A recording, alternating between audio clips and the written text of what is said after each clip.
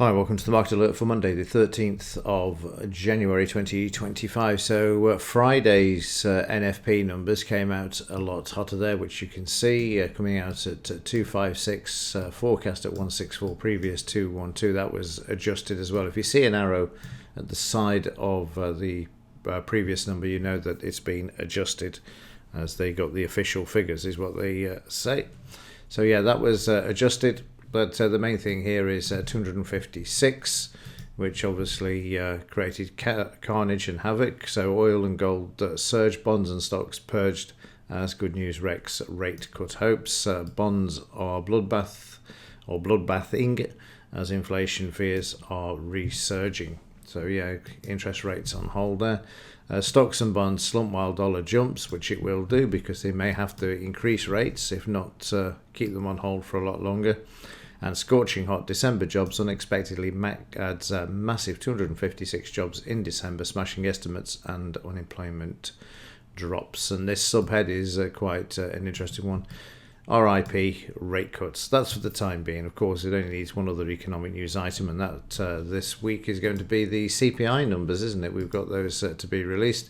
We've got nothing today.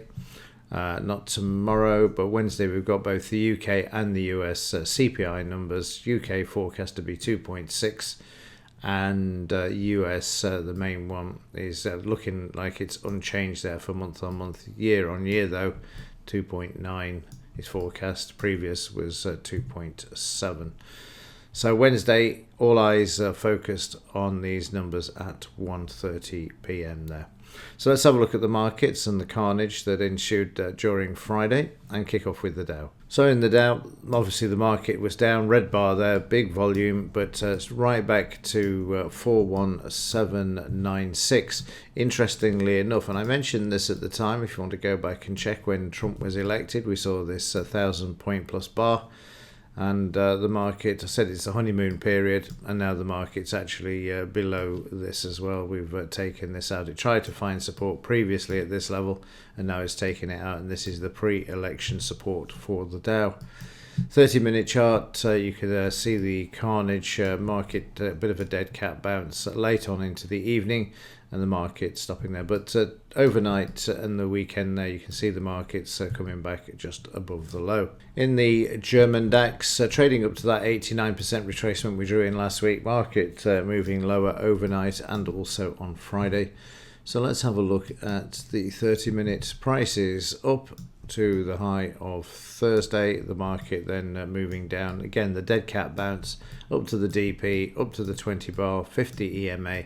And then the market down, taking out the close and also the low overnight as well.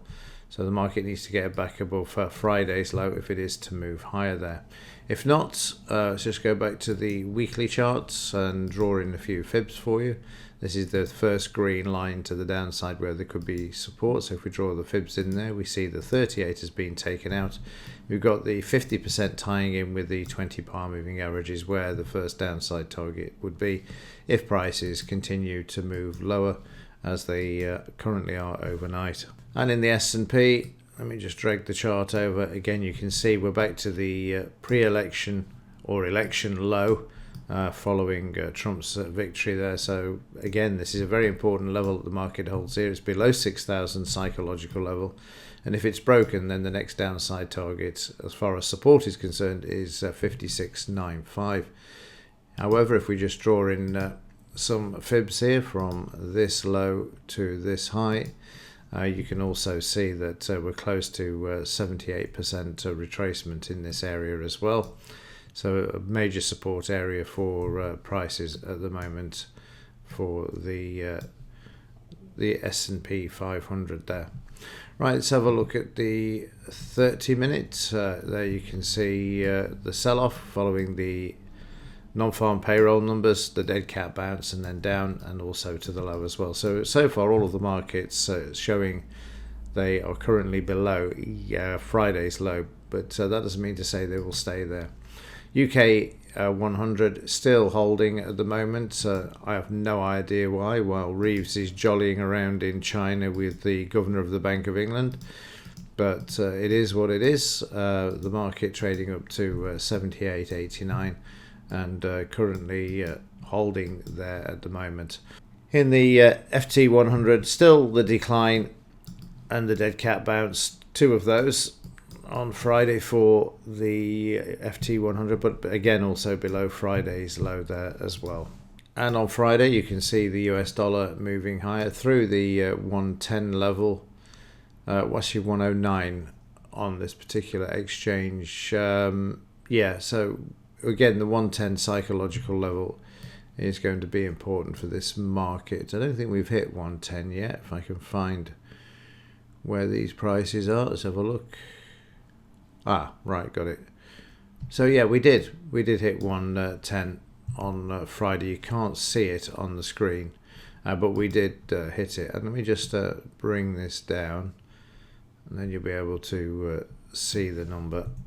Right, so there we go, and there's the 110. I thought we'd hit it on Friday, and then of course overnight also the high of 110. So the psychological level of 110 now taken out by the US dollar, and that's because of the threat of no further decreases in rates, and more likely an increase given the inflationary backdrop that we've got at the moment.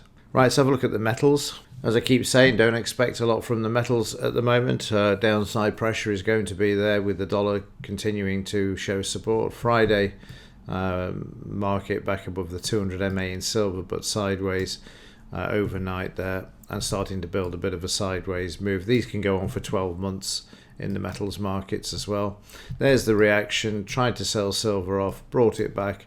The only good thing I can say at the moment is it is above $30 an ounce and holding there, and also holding at the 200 MA in the 30-minute chart overnight. Got the DP and the close, but again you can expect the slam at 130 today. Gold doing a lot better, but still nowhere near its all-time high. UK or sterling gold is at all-time highs, but the one that's sort of focused on around the globe is not. In fact, let's just out of curiosity, we could throw in a few fibs here. We can see we're at 78% retracement in this last swing, and we've already taken out the high there. So the next one would be, if we were moving this backwards, this gives you the ultimate of where the all-time high, and where we are with the fib numbers there.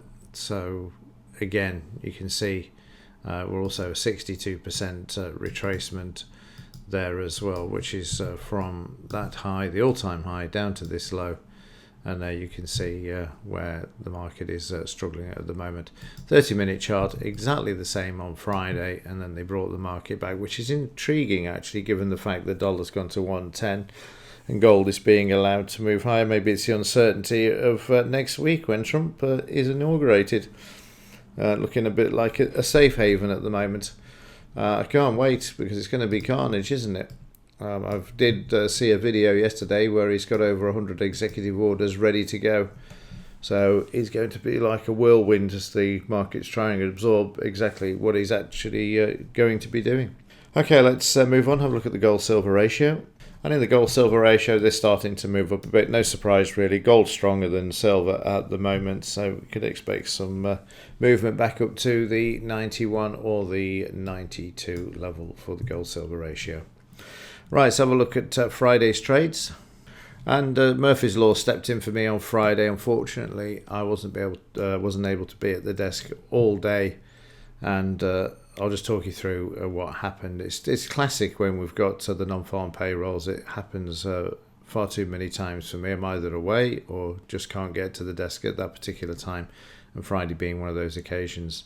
The market opens with an order, the market trading up to the scalp, then reversing back below the 200 MA, and then a second one, followed by a third potential to the downside there, which wasn't filled as the market turned around and then moved higher there, where you can see prices moving up about 25-30 points before they came back, and then we get into the sideways waiting for the NFP numbers.